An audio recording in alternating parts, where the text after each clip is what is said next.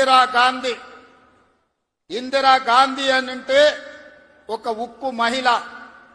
ఈ మహిళా స్ఫూర్తి ప్రపంచ దేశాల ముందు ఈ దేశాన్ని తలెత్తుకొని నిలబెట్టే విధంగా ఒకనాడు రాచరికాలు, రాజభరణాలు, జమీందారులు, జాగీర్దారులు, భూస్వాముల చేతుల్లో లక్షలాది కోట్లాది ఎకరాల భూములు ఉన్నప్పుడు అధికారం వాళ్ళ చేతుల్లోనే ఆయుధమై పేదలను హింసిస్తున్నప్పుడు ఈ దేశ ప్రధానమంత్రిగా బాధ్యత చేపట్టిన శ్రీమతి ఇందిరాగాంధీ గారు రాజభరణాలను రద్దు చేయడమే కాదు, భూస్వాముల దగ్గర, జమీందారుల దగ్గర ఉన్న కోట్లాది ఎకరాల భూములను ఆనాడు ఈ ప్రాంతంలో నిరంకుశ నిజాం సర్కార్కు వ్యతిరేకంగా సాయుధ రైతాంగ పోరాటం చేసి భూమి కోసం, భుక్తి కోసం, విముక్తి కోసం యుద్ధమే చేసిన పేదల కోసం భూ సంస్కరణలు తీసుకొచ్చి భూమి రాజుల దగ్గర ఉన్న,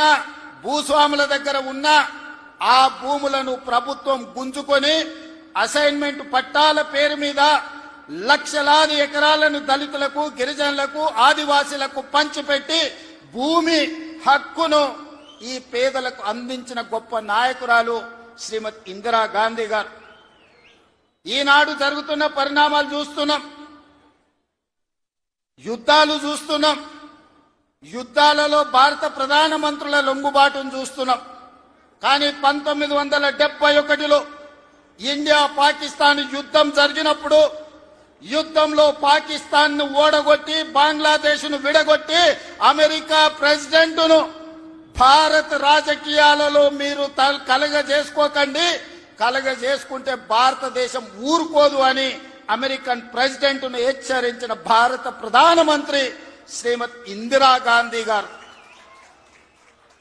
ఈనాటికి ప్రపంచ దేశాలలో ఈ దేశం యొక్క గొప్పతనం, గౌరవం, నాయకత్వ లక్షణాలను చాటి చెప్పిన ఉక్కు మహిళ శ్రీమతి ఇందిరాగాంధీ గారు.